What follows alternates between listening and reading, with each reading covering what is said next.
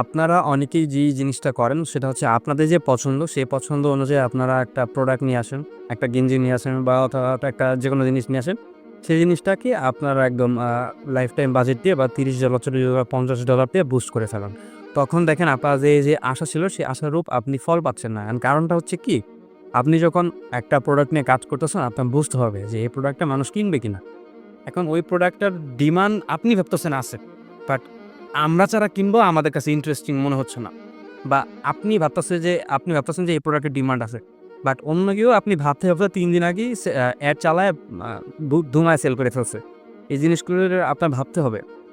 আপনি যে জিনিসটা করতে পারেন সেটা হচ্ছে আপনার যে প্রোডাক্ট, সেই প্রোডাক্ট নিয়ে আপনি $৫, $10 বা $20 থেকে ট্রাই করতে পারেন যে আপনার প্রোডাক্টটা উইন করতেছে কিনা। প্রোডাক্টটা যদি উইনিং হয়, তখন আপনি ধরেন এক্সট্রা বাজেট এড করে আপনার যে অ্যাড সেটা স্কেল করতে পারেন।